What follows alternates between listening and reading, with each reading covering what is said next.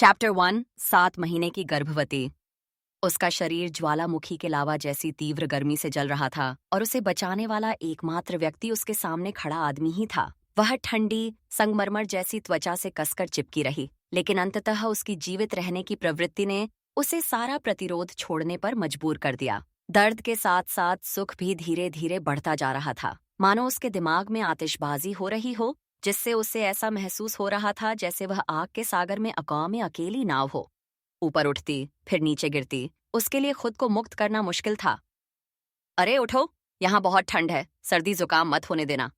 कंधों पर पड़े दबाव के कारण निंगशी अचानक जाग उठी। उसकी भ्रमित निगाहें नर्स की चिंतित आंखों से मिलीं। पल भर में अपराधबोध से उसका चेहरा लाल हो गया। वह शर्म से नर्स की निगाहों से बचती हुई जमीन में गड्ढा खोदकर छिप जाना चाहती थी। धिक्कार है, हालांकि उस नशे वाली रात के बाद इतना लंबा समय बीत चुका है, फिर भी स्वयं यान के साथ बिताई वह रोमांचक रात समय समय पर उसके सपनों में आती रहती है। अत्यधिक नशे में होने के कारण उसे उस रात की ज्यादा याद नहीं थी, अन्यथा उसे पता नहीं होता कि यान गेगे का सामना कैसे करना है।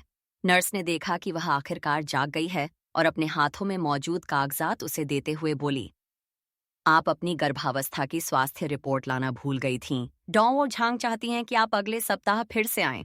निंगशी ने रिपोर्ट प्राप्त की, मीठी मुस्कान बिखेरी और कागजात को सावधानीपूर्वक अपने पर्स में रख लिया। सुयान अभी भी विदेश में पढ़ाई कर रहा था। वह आज रात वापस आ रहा था। आज रात की मुलाकात के बारे में सोचते ही निंगशी अनजाने में तनावग्रस्त हो गई, क्योंकि सुयान जिस इलाके में थी वह बहुत दुर्गम था। इसलिए बच्चे के 7 महीने से से अधिक उम्र का होने के बाद ही वह अंततः उससे संपर्क कर पाई। सुयान को जब पता चला कि वह गर्भवती है तो उसे कितना बड़ा झटका लगा था, यह सोचकर निंगशी थोड़ी घबरा गई। क्या यह गर्भावस्था के कारण उसकी विशेष संवेदनशीलता की वजह से था? निंगशी को लगा कि सुयान इस बात से उतनी खुश नहीं थी जितनी वह खुद थी। डॉक्टर ने उसे आश्वस्त करते हुए कहा कि पहले बच्चे के समय पुरुष हमेशा ऐसे ही होते हैं। वो आती पर बात पास से देते हैं, उनकी मानसिकता को बदलने में कुछ समय लगेगा। लेकिन क्या ऐसा हो सकता है कि शादी के मामले में भी उसे ही आगे बढ़कर बोलना पड़े?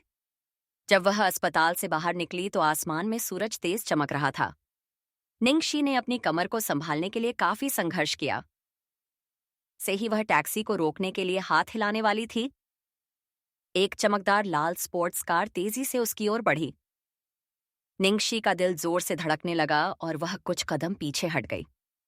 तभी ब्रेक की एक तेज चीख सुनाई दी, क्योंकि लाल रंग की स्पोर्ट्स कार उसके कपड़ों के किनारे को छूते हुए अचानक रुक गई। निंगशी का दिल लगभग रुक गया। धीरे धीरे संभलने के बाद उसने देखा कि एक महिला शरीर से चिपकी हुई लाल पोशाक पहने हुए कार से उतरते समय अपने लहराते बालों को झटक रही थी। निंगजुएलुओ, क्या तुम पागल हो? निंगजुएलुओ ने उसे देखा और गहरी हंसी हंस पड़ी। बाहें मोड़े मानो कैटवॉक पर इतरा रही हो। वह लहराते हुए चलती रही और अंत में निंगशी के सामने आकर खड़ी हो गई। अपनी ऊंची हील का फायदा उठाते हुए उसने घमंड से मोटे पेट वाली निंगशी को नीचे देखते हुए कहा, क्या डर है कि मैं तुम्हें मार डालूंगी? यह जानते हुए भी कि निंगजुएलुओ का उससे हमेशा से ही मतभेद रहा था। निंगशी ने कभी नहीं सोचा था कि वह इतने कटु शब्द बोल सकती है। हद पार कर दी? हद तो तुमने पार की है। शराब पीकर किसी आवारा आदमी के साथ संबंध बनाने के बाद गर्भवती हो गई, फिर सुयान को पिता बनाने की कोशिश कर रही हो। छी छी। निंगशी, तुम कितनी बेशर्म हो। निंगशी एकदम सन्न रह गई। तुम क्या बकवास कर रहे हो? अरे कहीं तुम सच में ये तो नहीं मान रही कि उस रात तुम्हारे साथ सोने वाला आदमी सुपात्या यान ही था? निंगजुएलुओ हंसते हुए पीछे झुक गई। हर दूसरी बात में कह रही हो कि तुम सुयान के साथ बचपन से पली बढ़ी हो। कह रही हो कि तुम बचपन की प्रेमिका हो और तुम्हें यह भी नहीं पता कि वह दिखने में कैसा है।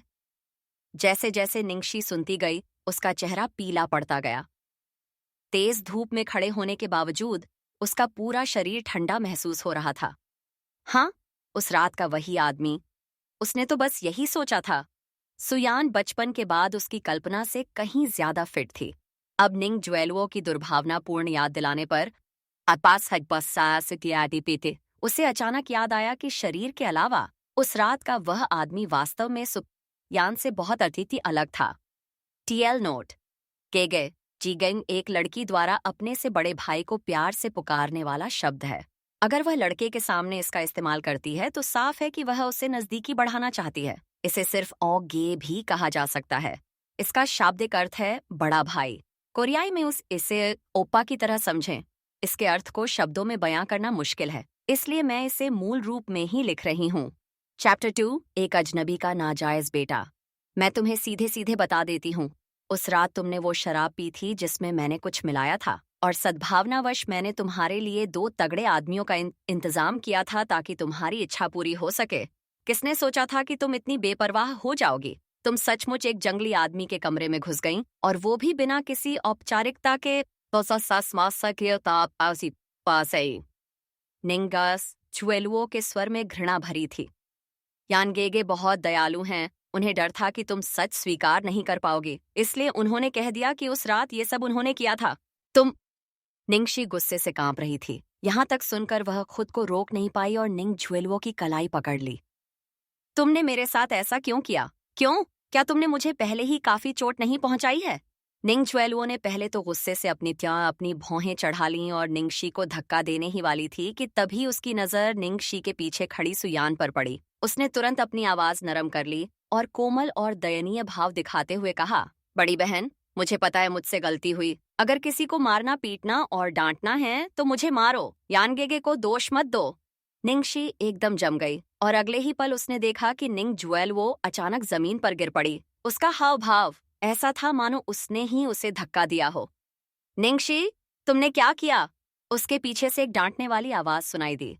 निंगशी आश्चर्य से मुड़ी और उसने सुवचाप मोतीयान को ठंडे भावों के साथ देखा। सुयान उसके पास से गुजरी और निंग झुएलुओ को सहारा देते हुए उठी। झुएलुओ, क्या तुम ठीक हो? निंग झुएलुओ लगभग अपना पूरा शरीर सुयान पर टिकाए हुए थी। यानगेगे, मैंने जानबूझकर ऐसा नहीं किया। मुझे पता है कि मैं गलत हूँ। मुझे बहन से माफी मांगनी चाहिए क्योंकि मैंने ही यह सब किया है। बस करो, मैं सब कुछ सुलझा दूंगी। सुयान ने निंग झुएलुओ के कंधों पर थपथपाते हुए उसे कार में बैठने दिया और कहा, मैं निंगशी को सब कुछ समझा दूंगी। निंगशी का दिमाग पूरी तरह से खाली था। उसने सुयान को अपनी ओर आते हुए देखा और उसके मुंह को खुलते और बंद होते हुए देखा। उन्होंने काफी देर तक बात की। उन्होंने बचपन के प्यार के रूप में बिताए अपने समय के बारे में बताया। निंग झुएलुओ से प्यार होने पर अपने संघर्ष के बारे में बताया। निंग झुएलुओ द्वारा उनके खिलाफ साजिश रचने का पता चलने पर अपने गुस्से के बारे में बताया। निंग शी के गर्भवती होने का पता चलने पर अपने सदमे और अपराधबोध के बारे में बताया। उन्होंने निंग झुएलुओ की माफी को स्वीकार करने के बारे में भी बताया। अंत में उसने कहा, निंगशी, मुझे माफ करना, मैं तुमसे शादी नहीं कर सकता। ये उस रात की घटना या इस बच्चे की वजह से नहीं है, बल्कि इसीलिए है क्योंकि मैं झुएलुओ को निराश नहीं कर सकता और मैं खुद को और अपनी भावनाओं को धोखा नहीं देना चाहता। इन कुछ महीनों में वह निंग झुएलुओ को अपने साथ विदेश ले जा रहा था और दिन रात साथ रहने के बाद अलग होना और भी मुश्किल हो गया था। भले ही उसने यह स्वीकार किया था कि उस रात निंगशी के दर्द को छुपाने के लिए उसने ही उसके साथ संबंध बनाए थे, लेकिन दिल ही दिल में उसने निंग झुएलुओ को ही चुना था। निंगशी के गर्भवती होने का पता चलने पर वह और बर्दाश्त नहीं कर सका और तुरंत निंग परिवार के पास जाकर उनके माता पिता को सब कुछ समझाया और निंगशी को सच्चाई बताई। तो सुयान, तुम्हें शुरू से ही पता था कि निंग झुएलुओ ने ही मुझे नशीली दवा देकर मेरी बेगुनाही को बर्बाद किया था। उसकी रक्षा के लिए तुमने मुझे बताया कि उस रात यह सब तुमने किया था। आखिरकार अपनी आवाज संभाली हुई निंगशी ने शांत और गंभीर सुयान को ऐसे देखा मानो उसकी आत्मा उसके शरीर से निकल गई हो। निंगशी, झुएलुओ ने जानबूझकर ऐसा नहीं किया। वह ये अभी भी युवा है और आवेगशील है। तो फिर मेरा क्या? निंगशी ने निराशा से भरे चेहरे के साथ सुयान की ओर सिर उठाकर देखा। क्या तुमने कभी मेरे बारे में सोचा भी है? एक पल के लिए भी नहीं? सुयान के साथ एक ही शहर में रहने के लिए? उसने अपनी पढ़ाई में पूरी ताकत लगा दी ताकि वह बी यूनिवर्सिटी में दाखिला ले सके। सुयान को खुश करने के लिए उसने अभिनय करने के अपने सपने को त्याग दिया था। अपने माता पिता की परवरिश और पारिवारिक पृष्ठभूमि के अवसर के अनुरूप ढलने के लिए उसने अपने दत्तक माता पिता को छोड़कर निंग परिवार में वापसी की और उन तथाकथित प्रतिष्ठित व्यक्तियों को खुश करने की बेढंगी कोशिश की। अंत में उसे बदले में केवल एक वाक्य मिला, मैं झुएलुओ को निराश नहीं कर सकती। निंग ज्वेलुओ ने न केवल उसकी पहचान और उसके जैविक माता पिता को चुराया था, बल्कि अब उसने उसके प्रेमी को भी उससे छीन लिया था। निंग ज्वेलुओ अब भी छोटी थी, तो क्या उसकी गलतियों को माफ किया जा सकता था? फिर उसकी जिंदगी की जिम्मेदारी कौन लेगा? उसे तो यह भी नहीं पता था कि उस रात का वह आदमी कौन था। निंगशी ने अपना चेहरा ढक लिया। उसका शरीर बुरी तरह कांप रहा था। वह पहले से ही घोर निराशा में डूबी हुई थी। सुशिताए यान ने निंगशी को बेसुध होकर सड़क की ओर जाते देखा, मानो वह किसी सम्मोहन में हो। उसने अपनी उंगलियों के बीच पकड़ी सिगरेट फेंक दी और उसके पीछे जाने ही वाला था कि निंग ज्वेलुओ ने पीछे से उसकी आस्तीन पकड़कर उसे रोक लिया। यान गेगे, आप कहाँ जा रहे हैं? और जिस क्षण सु यान हिचकिचा रही थी, उसी क्षण एक जोरदार आवाज सुनाई दी। जेब्रा क्रॉसिंग पर चल रही निंगशी हवा में उछल गई और जमीन पर जोर से गिरी। मदद करो, मदद करो, एक गर्भवती महिला को टक्कर लग गई है। पदरस। तेज रोशनी में निंगशी ने कांपती हुई आकृतियां और दो चेहरे देखे जिन्हें देखकर उसे जी मिचलाने लगा। पेट में हो रहे असहनीय दर्द के कारण वह धीरे धीरे बेहोश होने लगी। उसने बस एक बार पलकें झपकाईं और उसके माथे पर लगा ताजा खून उसकी आंखों में बह गया। दुनिया पा अंधेरे में डूब गई। चैप्टर 3। बार में बैठा छोटा लड़का 5 साल बाद। ईटन बार में, खाली सबसे ऊपरी मंजिल के एक गलियारे में, निंगशी निवेशकों के साथ पूरी रात शराब पीती रही थी। सिर दर्द से परेशान होकर वह किसी साफ सुथरी और शांत जगह पर जाकर होश में आना चाहती थी, लेकिन उसे उम्मीद नहीं थी कि चांगली उसका पीछा करेगी। उसने हिम्मत जुटाकर उससे पूछा, बहन चांग, क्या तुम्हें कुछ कहना है? निंगशी, मुझे आपसे एक सवाल पूछना है। क्या आपने लैंड अंडर हेवन में महिला मुख्य भूमिका के लिए ऑडिशन देने के लिए पंजीकरण कराया था? हाँ, क्यों? कल तुम्हें जाने की इजाजत नहीं है। हालांकि चांगली उसकी मैनेजर थी, फिर भी वह उसे उस भूमिका के लिए ऑडिशन देने से रोक रही थी जिसके लिए सभी प्रमुख मनोरंजन कंपनियां होड़ कर रही थीं। निंगशी को इस बात पर जरा भी हैरानी नहीं हुई। उसने केवल अपनी भौहें उठाकर पूछा, कारण? तुम मेरी पीठ पीछे जाकर अपने दम पर काम कर रहे थे और अब भी मुझसे कारण पूछने की हिम्मत कर रहे हो? क्या तुम्हें पता नहीं था कि कंपनी ने निंग ज्वेलुओ के ऑडिशन की व्यवस्था पहले ही कर दी थी? यह कंपनी के समझौतों के विपरीत नहीं लगता? निंगशी ने मुस्कुराते हुए उससे कहा, निंग ज्वेलुओ ने तुम्हें मुझसे मिलने भेजा? कहीं ऐसा तो नहीं कि उसे डर है कि मैं, एक मामूली अभिनेत्री जिसका नाम भी कोई नहीं जानता, उसका रोल छीन लूंगी? तुम्हें लगता है कि तुम ज्वेलुओ की भूमिका छीन सकते हो? तुम अभी भी सपने देख रहे हो। मैं तुम्हें बता दूं, अपनी मेहनत बेकार मत करो। निंग परिवार ने इस फिल्म में 30 मिलियन का निवेश किया है। ज्वेलुओ पहले से ही इस भूमिका में पूरी तरह से फिट है। तो फिर तुम इतने चिंतित क्यों हो? चूंकि तुम मेरे कलाकार हो, इसलिए तुम्हें मेरी धुनें सुननी ही होंगी। चांगली ने ऐसे कहा मानो यही होना चाहिए था। है, तो बहन चांग को अभी भी पता है कि मैं आपके अधीन एक कलाकार हूँ, अकेलाकार हूँ। निंगशी, मेरे पास तुमसे बहस करने का समय नहीं है। चूंकि तुम बात मानने से इनकार कर रही हो, इसलिए बल प्रयोग करने के लिए मुझे दोष मत देना। जैसे ही उसने बोलना समाप्त किया, निंगशी को पीछे से एक जोरदार धक्का लगा। अचानक हुए इस हमले से वह घबरा गई और उसे कोने में स्थित स्टोर रूम में धकेल दिया गया। साथ ही उसका फोन भी छीन लिया गया। एक जोरदार आवाज के साथ दरवाजा जोर से बंद हो गया। होगत पा गया। दरवाजे के बाहर कदमों की आहट धीरे धीरे दूर होती चली गई। दरवाजे के बाहर कदमों की आहट धीरे धीरे दूर होती चली गई। यह जानते हुए कि चिल्लाना व्यर्थ है, निंगशी चुप रही। दरवाजे से टेक लगाकर वह उदासीन भाव से फर्श पर बैठ गई। जब निंग ज्वेलुओ ने कंपनी में कदम रखा था, तब वह खुद को संयमित रखती थी और चांगली से ज्यादा कुछ खलनायक की भूमिकाएं ही दिलवाती थी। हालांकि इसी वह धीरे धीरे अधिक साहसी होती जा रही थी और हद से ज्यादा आगे बढ़ने लगी थी। यहाँ तक कि वह इस तरह की घटिया चाल भी चलने लगी थी। अगर इस बार भी उसे यह भूमिका नहीं मिली, तो उसे स्टारलाइट एंटरटेनमेंट छोड़ने का कोई रास्ता ढूंढना ही पड़ेगा। उसके उलझे हुए पैसे हुए विचारों के बीच एक हल्की सी आवाज उसके कानों तक पहुंची। क्या वहां कोई चूहा था? निंगशी आवाज की दिशा में आगे बढ़ी और मुड़कर देखा तो वह दंग रह गई। वह नन्हा सा जीव लगभग 4 या 5 साल का लग रहा था। वह किसी नक्काशीदार जेड पत्थर की मूर्ति जैसा दिखता था, सफेद, मुलायम, बिल्कुल एक छोटे से बन की तरह। वह इस समय कांप रहा था और कोने में छिपा हुआ था। उसकी गहरी आंखों में सावधानी और सतर्कता झलक रही थी। अरे किसी बार के स्टोर रूम में बच्चा क्यों होगा? कोई ग्राहक इतना पागल तो नहीं होना चाहिए कि अपने बच्चे को बार में ले आए, है ना? अरे नन्हे खरगोश, तुम कौन हो? तुम यहाँ कैसे आ गए? क्या तुम चुपके से अंदर आए थे? क्या आपको भी किसी ने यहाँ बंद कर दिया था? क्या आप मिठाई खाते हैं? दिन के आधे समय तक उससे पूछताछ करने के बाद भी बच्चा चुप रहा, लेकिन और भी ज्यादा कांपने लगा, मानो वह कोई डरा हुआ छोटा जानवर हो। अंततः निंगशी ने आगे बोलने की जहमत नहीं उठाई। वैसे भी इसका उससे कोई लेना देना नहीं था। इस प्रकार वयस्क और बच्चा दोनों शांतिपूर्वक एक एक कोने में बैठ गए। इसी क्षण उनके ऊपर लगा बल्ब तेजी से चमका और फिर बुझ गया। अंधेरे में निंगशी को हल्की हल्की चटकने की आवाज सुनाई आई।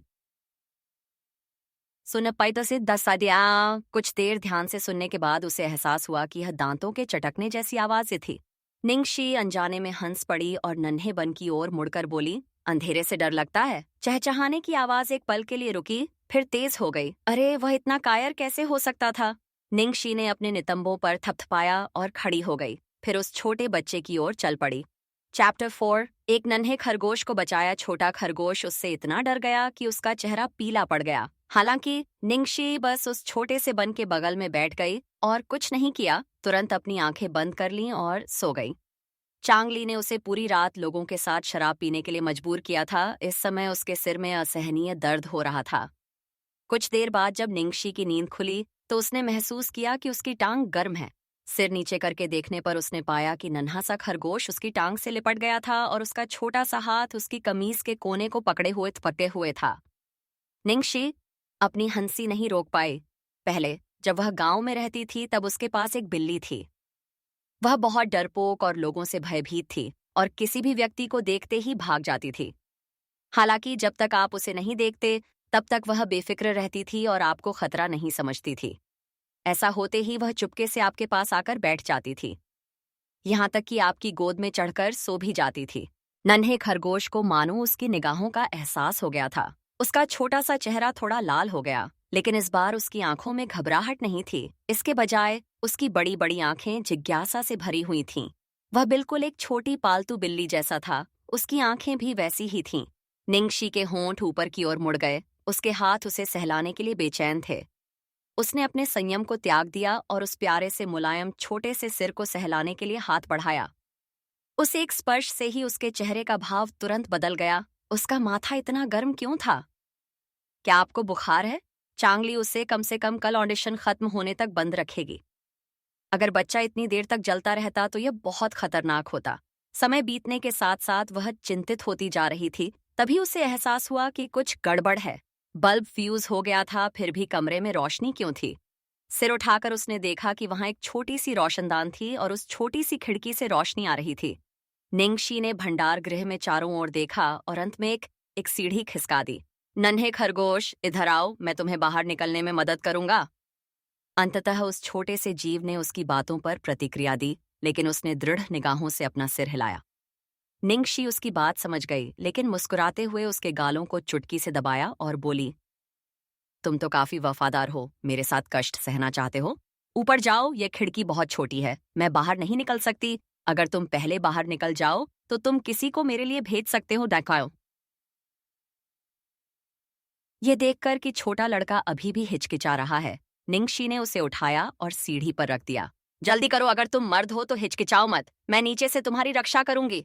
को सरारे ने बड़ी मुश्किलों से बच्चे को बाहर भेजने के बाद निंगशी को चक्कर आने लगे। उसके पैरों पर उसका नियंत्रण खत्म हो गया और वह एक ही झटके में सीढ़ी से गिर पड़ी।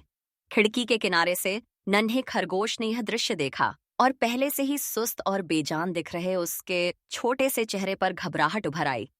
निंगशी ने अपनी बची हुई आखिरी ताकत से एक शब्द कहा, जाओ।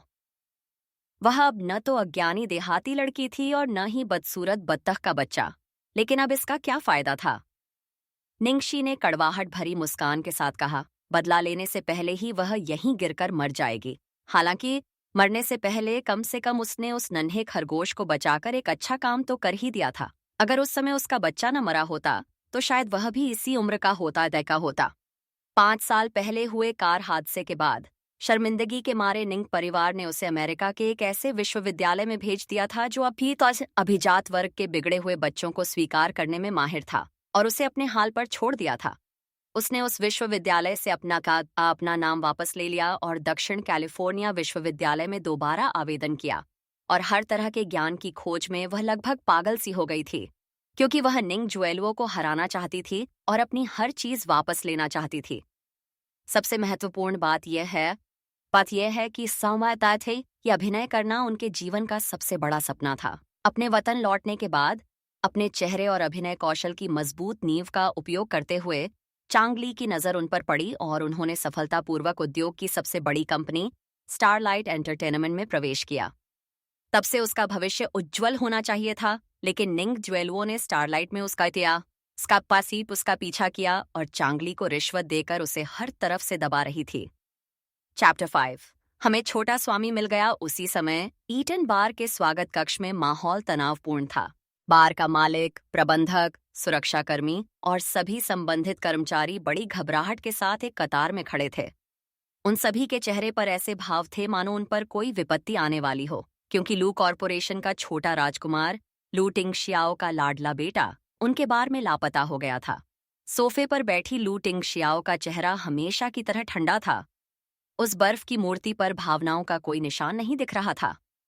हालांकि वरिष्ठ अधिकारी का दबाव वहां मौजूद हर व्यक्ति पर पड़ रहा था, जिससे उनके पैर कांप रहे थे और पसीना बारिश की तरह बह रहा था। किसी ने एक शब्द भी बोलने की हिम्मत नहीं की। एक युवक उसके पैरों के पास घुटनों के बल बैठा था, चेहरा आंसुओं और नाक बहने से भीगा हुआ था। भाई, मुझे माफ कर दो, यह सब मेरी गलती है। मुझे लिटिल ट्रेजर को बार में नहीं लाना चाहिए था। अगर लिटिल ट्रेजर को कुछ हो गया तो मैं फिर कभी जीवित नहीं रहूंगा। जैसे ही उसने बोलना समाप्त किया, उसके सीने पर एक लात मारी गई। हड्डी टूटने की आवाज से उनके सिर में झंझनाहट सी दौड़ गई। वहां मौजूद हर कोई थोड़ा कांप गया। लू जिंगली ने अपनी छाती पकड़ ली और कुछ देर तक जोर जोर से खांसता रहा, फिर तुरंत वापस उठकर सीधी पीठ के साथ घुटनों के बल बैठ गया। उनके माता पिता अभी भी विदेश में छुट्टियां मना रहे थे और उन्हें लिटिल ट्रेजर के खो जाने की खबर नहीं मिली थी। अगर उन्हें पता चल गया तो बड़े भाई की एक लात से मामला शांत नहीं होगा, बल्कि उसे जिंदा ही खाल उतारकर मार भी दिया जा सकता है। लू जिंगली का दिल इस समय राख की तरह ठंडा पड़ गया था। वह पूरी तरह शर्मिंदा थी। अचानक स्वागत कक्ष के दरवाजे पर दस्तक सुनाई दी। दरवाजे के सबसे करीब खड़े मालिक ने दरवाजा खोला। दरवाजे पर किसी को न देखकर वह अभी भी सोच ही रहा था कि कब उसने अपना सिर झुकाया और चौंक कर बोला, छोटा, नन्हा मालिक। नन्हा खजाना? हे भगवान, नन्हा खजाना, दूसरे चाचा का प्यारा बच्चा, तुम कहाँ भाग गए थे? लू जिंगली जमीन से उठकर उस नन्हे बच्चे को कसकर गले लगा लिया। वह इतना भावुक हो गया था कि उसकी आंखों से आंसू बहने लगे। कमरे में मौजूद हर व्यक्ति के चेहरे पर ऐसा भाव था मानो वे मौत से बच गए हों। लू टिंगशियाओ दरवाजे तक कुछ कदम चलकर गई। फिर उसने लू जिंगली का कॉलर पकड़कर उसे दूर धकेल दिया। वासाक वह अपने बेटे के सामने घुटनों के बल बैठ गई और बोली, क्या हुआ? अपने दूसरे चाचा के चंगुल से आखिरकार निकलने के बाद लिटिल ट्रेजर ने लू टिंगशियाओ का हाथ पकड़ लिया और बेचैनी से उसे बाहर खींचने की कोशिश करने लगी। जैसे ही लू टिंगशियाओ अपने बेटे के करीब पहुंचा, उसे उसके शरीर से शराब की तेज गंध महसूस हुई। वहां एक हल्की सी सुगंध भी थी, किसी इत्र की तीखी गंध नहीं, बल्कि किसी हिमनदी पर खिले फूल जैसी। वह शीतल सुगंध उसे अजीब तरह से जानी पहचानी लगी, यहां तक कि एक पल के लिए उसका दिल जोर से धड़कने लगा, यह देखकर कि लू टिंगशियाओ हिल नहीं रहा था। लिटिल ट्रेजर ने एक निश्चित दिशा की ओर इशारा किया और बेचैनी से बादशाह अपने गले से कर्कश हू हू की आवाजें निकालीं। लू टिंगशियाओ ने अपने बेटे को उठाया और सीधे उसी दिशा में चल पड़ा जिस ओर उसका बेटा इशारा कर रहा था। उसके पीछे मौजूद लोगों, जिनमें लू जिंगली भी शामिल थी, ने कुछ गड़बड़ महसूस की और उनका पीछा करने से पहले एक दूसरे की ओर देखा। 5 मिनट बाद लोगों का समूह सबसे ऊपरी मंजिल पर स्थित एक भंडार गृह के सामने रुक गया। नन्हे खजाने ने अपना शरीर मरोड़ा और अपने पिता के शरीर से नीचे कूद गया और उसे पीटने लगा। जी हाँ हाँ, बार के मालिक ने सिर हिलाया, फिर बगल में खड़ी महिला मैनेजर को डांटते हुए कहा, मैनेजर, ये किस बात का इंतजार कर रही हो? जल्दी से दरवाजा खोलो, चाबी कहाँ है? असोस दिन्यावाया। अरे, दरवाजा खोलिए। महिला मैनेजर हैरान रह गई। अरे नहीं, वह महिला निंगशी अभी भी वहीं बंद है। उसने चांग ली से वादा किया था कि वह उसे कम से कम ऑडिशन खत्म होने तक तो वहीं रखेगी। लेकिन लू परिवार के इन दो देवताओं और बॉस के इंतजार में वह भला कैसे मना कर सकती थी। वह कांपते हुए चाबी निकालकर दरवाजा खोलने के अलावा कुछ नहीं कर सकी। जैसे ही दरवाजा खोला गया, फर्श पर बेहोश पड़ी एक महिला दिखाई दी। क्या हो रहा है? वहां एक महिला क्यों है? बॉस गुस्से से भड़क उठा। मुझे मुझे नहीं पता। जब मैंने आखिरी बार देखा था तब वहां कोई नहीं था। महिला मैनेजर ने अपने दिल में दबी हुई शर्मिंदगी को दबाते हुए समझाया। जल्दी करो, पहले उस व्यक्ति को बचाओ। जैसे ही किसी ने निंगशी के करीब आने की कोशिश की, लिटिल ट्रेजर ने तुरंत खुद को निंगशी के शरीर पर फेंक दिया। उसके छोटे से चेहरे पर भयंकर भाव थे और उसने किसी को भी पास नहीं आने दिया।